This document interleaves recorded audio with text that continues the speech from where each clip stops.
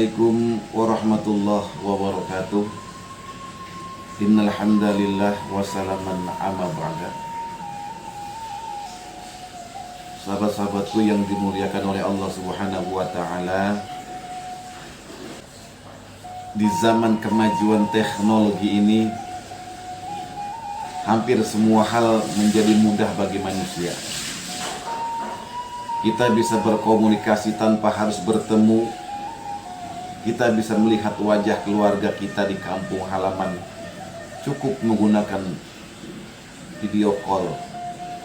Kita ingin bicara dengan sahabat-sahabat kita, cukup dengan video call. Kita ingin membaca berita atau menontonnya, cukup dengan membuka website dan media sosial. Bahkan kini untuk berbelanja pun bisa melalui online. Sungguh era kemajuan yang luar biasa. Berbicara mengenai belanja online, tidak asing lagi bagi kita bahwa teknologi ini sangat memudahkan kita di dalam bertransaksi. Para ulama dalam jenis jual beli online berpendapat sah apabila sebelum transaksi kedua belah pihak sudah melihat mabi atau barang yang diperjualbelikan, atau telah dijelaskan baik sifat maupun jenisnya, serta memenuhi syarat-syarat dan rukun-rukun jual beli lainnya. Dengan dasar pengambilan hukum, Syekh Muhammad bin Ahmad Asy-Syatiri menyebutkan dalam karyanya Syarah Yaqut Al-Nafis, yang diperhitungkan dalam akad adalah substansinya, bukan bentuk lafalnya. Dan jual beli via telepon, telex, dan telegram dan semisalnya telah menjadi alternatif ulama dan dipraktekkan. Bagaimanapun modelnya, jika substansi jual belinya memenuhi syarat dan rukun, maka sah, termasuk jual beli online melalui aplikasi-aplikasi yang ada di handphone kita. Di luar dari konteks hukum jual beli, ada hal yang perlu kita perhatikan sebagai seorang muslim yang bijaksana, yaitu seringkali kita berbelanja online tanpa memperhatikan urgensi dan kebutuhan pada barang tersebut. Akan tetapi kita berbelanja karena hawa nafsu saja. Jika dahulu orang suka berbelanja dengan pergi ke swalayan, mungkin memerlukan usaha dan suasana hati yang mendukung untuk keluar rumah. Namun sekarang, tanpa perlu melangkah keluar rumah, kita sudah bisa mengakses toko-toko dengan berbagai produknya. Bahkan disertai dengan diskon di beberapa hari tertentu dalam satu bulan. Hal ini tentu menjadikan syahwat berbelanja dan sifat konsumtif lebih besar dan terfasilitasi. Berapa banyak orang yang berbelanja karena tergiur diskon, namun setelah berbelanja ia bingung dengan dirinya sendiri. Untuk apa ya saya membeli barang ini? Ada rasa penyesalan yang timbul dari dirinya karena hawa nafsunya dalam berbelanja. Sahabat-sahabatku yang dimuliakan oleh Allah Subhanahu wa taala, perilaku tersebut adalah akibat dari sifat boros atau konsumtif yang ada di dalam diri kita. Jangan sampai gaya hidup konsumtif menguasai kita. Apa itu gaya hidup konsumtif? Yaitu berlebihan membeli suatu barang atau jasa dengan mengutamakan keinginan daripada kebutuhan.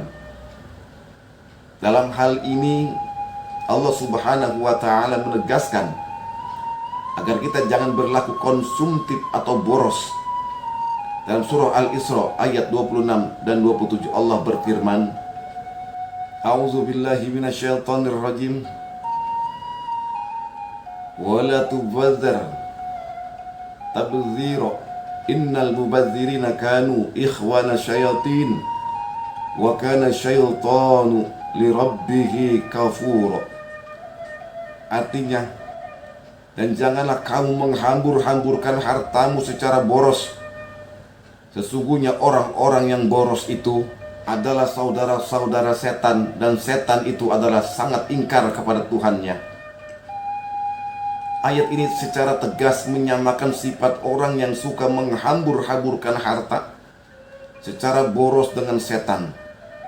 Sebab keduanya sama-sama memiliki dampak yang negatif. Orang yang boros akan menyia-nyiakan hartanya dengan hal yang tidak bermanfaat. Sahabat-sahabatku yang dimuliakan oleh Allah Subhanahu wa taala, Rasulullah Shallallahu alaihi wasallam melarang umatnya untuk berlebihan dalam segala sesuatu.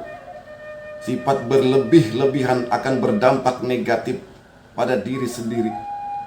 Belanja dengan konsumtif dan boros, termasuk kepada berlebih-lebihan, maka hal tersebut tidak baik dan berdampak negatif.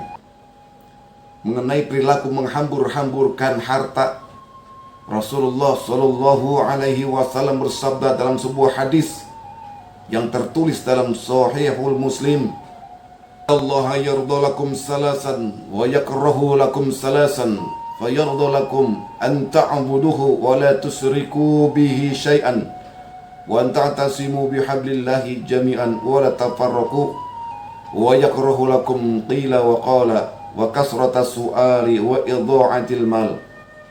Artinya, sesungguhnya Allah menyukai bagimu 3 perkara dan membenci 3 perkara. Dia menyukai kalian supaya beribadah kepadanya dan tidak menyekutukannya dengan sesuatu apapun. Kalian berpegang teguh dengan agamanya dan tidak berpecah belah. Dan Allah membenci kalian dari mengatakan sesuatu yang tidak jelas sumbernya. Banyak bertanya dan menyia-nyiakan harta. Dalam hadis lain, Rasulullah SAW menegaskan, kulu washrabu watasaddaqu walbasu ghaira makhilah wala syarafa. Artinya, makan, minum, bersedekah, dan berpakaianlah kalian tanpa sombong dan berlebihan. Sahabat-sahabatku yang dimuliakan oleh Allah Subhanahu wa ta'ala, kita dapat bijak dalam segala sesuatu. Salah satunya dalam mengolah harta kita dalam berbelanja. Jangan sampai kita membelanjakan harta kita pada sesuatu yang tidak kita tahu manfaatnya. Daripada kita membelanjakan uang kita secara boros, alangkah baiknya kita sedekahkan kepada mereka yang lebih membutuhkan. Demikianlah, semoga bermanfaat. Tafakum bihadza ihdinas siratal mustaqim. Wassalamualaikum warahmatullahi wabarakatuh.